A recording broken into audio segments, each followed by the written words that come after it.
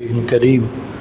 اما بعد اعوذ باللہ من الشیطان الرجیم بسم اللہ الرحمن الرحیم۔ حضرت ابو ہریرہ رضی اللہ تعالی عنہ سے روایت ہے،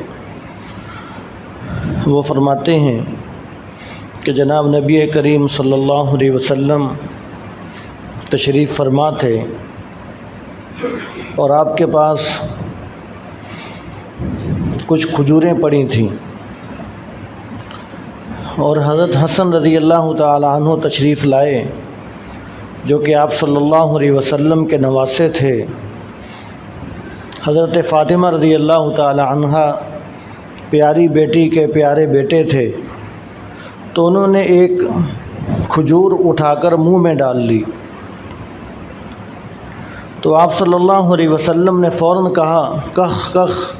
عربی کے اندر کہا جس کا مطلب ہے تھو تھو، کہ یہ کھجور کیوں منہ میں ڈال لی، اس کو نکالو۔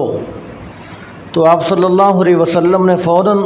اس کے منہ میں ڈالی ہوئی کھجور، حضرت حسن رضی اللہ تعالی عنہ کے منہ میں ڈالی ہوئی کھجور جو بھی بچے تھے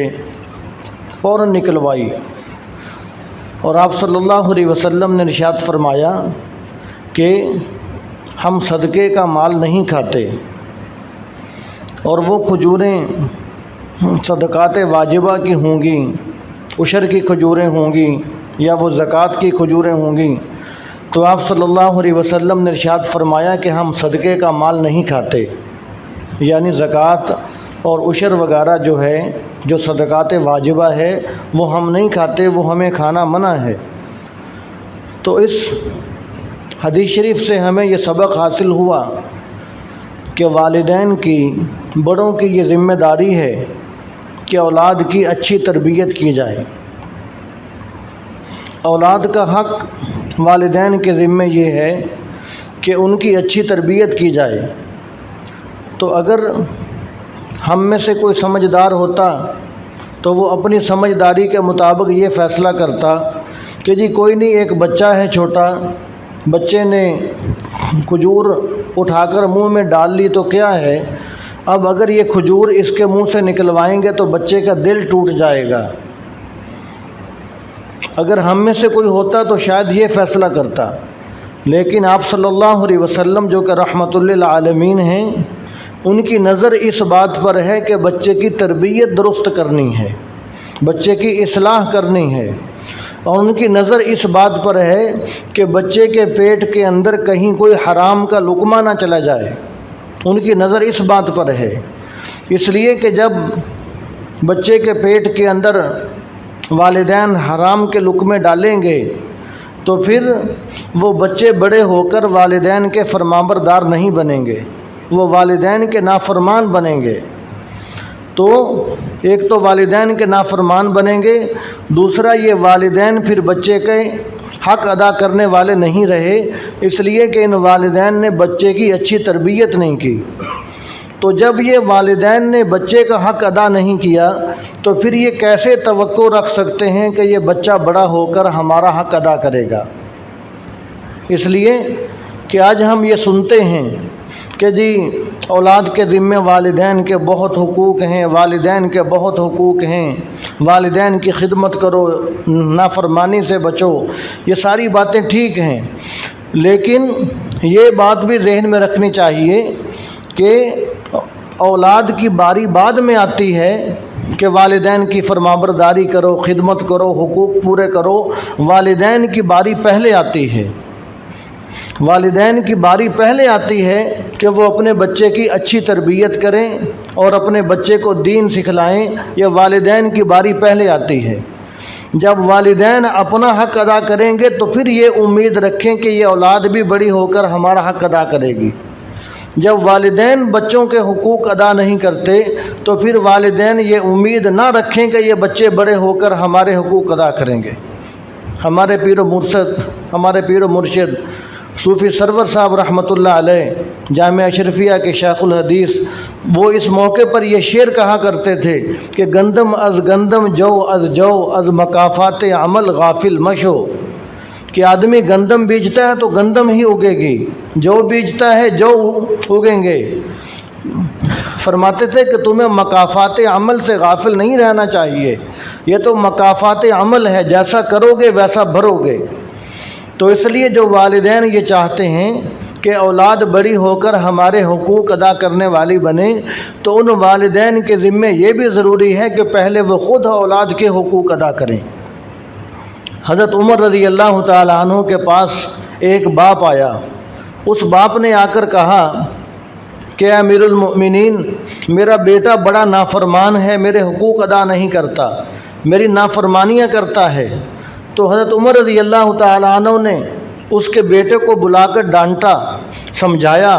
تو وہ بیٹا کہنے لگا کہ امیر المؤمنین، صرف اولاد کے ذمے ہی والدین کے حقوق ہیں کہ والدین کے ذمے بھی کوئی اولاد کا حق ہے؟ حضرت عمر رضی اللہ تعالیٰ عنہ نے فرمایا کہ ہاں کیوں نہیں، والدین کے ذمے بھی اولاد کے حقوق ہیں۔ تو حضرت عمر رضی اللہ تعالیٰ عنہ نے ارشاد فرمایا کہ والدین کے ذمے اولاد کا سب سے پہلا حق یہ ہے کہ اولاد کے لیے اچھی ماں کا انتخاب کریں، کسی دیندار سمجھدار لڑکی سے شادی کریں، اچھی ماں کا انتخاب کریں۔ اور فرمائے کہ دوسرا حق یہ ہے کہ اپنے بچے کا اچھا نام رکھیں، اور تیسرا حق یہ ہے کہ اپنے بچے کو قرآن پاک کی تعلیم دلوائیں۔ تو بیٹا کہنے لگا کہ اے امیر المؤمنین، میرے باپ نے ان میں سے میرا ایک حق بھی ادا نہیں کیا۔ میرے باپ نے جس ماں کا انتخاب کیا وہ ایک مجوسی کی باندی ہے، اور میرے باپ نے میرا نام جعل رکھا، جس کا مطلب ہے سیاہ فام، بدصورت۔ اور وہ کہنے لگا کہ میرے باپ نے مجھے قرآن پاک کی دین کی تعلیم بھی نہیں دلوائی۔ تو حضرت عمر رضی اللہ تعالیٰ عنہ نے پھر بیٹے کو نہیں، باپ کو ڈانٹا،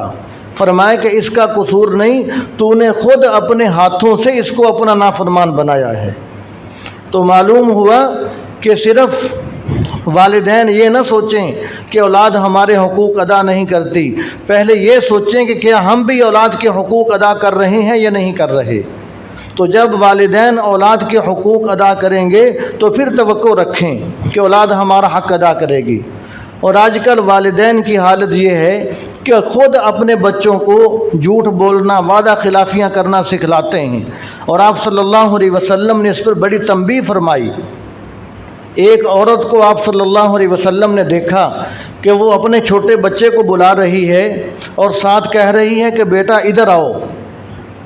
اور جب بیٹا نہیں آیا تو اس عورت نے کہا کہ ادھر آؤ، میں تمہیں چیز دوں گی۔ تو آپ صلی اللہ علیہ وسلم نے فوراً اس عورت سے پوچھا کہ تو نے کیا چیز دینے کا ارادہ کیا ہے؟ تو عورت کہنے لگی کہ یا رسول اللہ، میرے پاس ایک کھجور ہے، میں نے یہ نیت کی تھی کہ یہ آئے گا، میں اس کو کھجور دوں گا،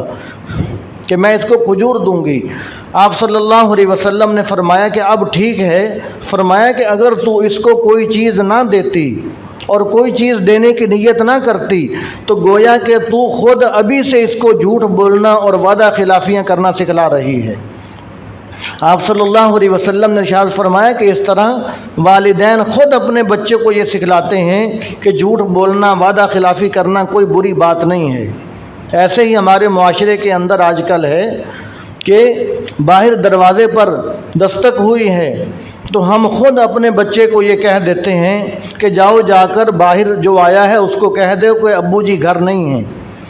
تو جب ہم خود اپنے بچے کو یہ کہہ رہے ہیں کہ جاؤ جا کر باہر والے کو کہہ دو کہ ابو جی گھر نہیں ہیں، تو گویا کہ ہم اپنے بچے کو یہ سکھلا رہے ہیں کہ بیٹا جھوٹ بولنا کوئی بری بات نہیں ہے، یہ معمولی سی بات ہے۔ ہم خود بچے کی غلط تربیت کر رہے ہیں، اور پھر بچے تو بچے ہی ہوتے ہیں، وہ جا کر پوری بات پھر جا کر بتلا دیتے ہیں کہ جی ابو جی کہہ رہے ہیں کہ ابو جی گھر نہیں ہیں،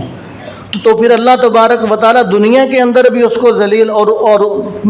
رسوا کر دیتے ہیں۔ تو اس لیے والدین کے ذمہ یہ ضروری ہے کہ اولاد کے حقوق ادا کیے جائیں، اولاد کی اچھی تربیت کی جائے۔ جب اولاد کی اچھی تربیت ہوگی تو پھر ایسی اولاد سے آدمی یہ توقع رکھ سکتا ہے کہ یہ اولاد بڑی ہو کر ہمارے بھی حقوق ادا کرنے والے بنے گی۔ دعا ہے کہ اللہ تعالی ہمیں عمل کے توفیق عطا فرمائے۔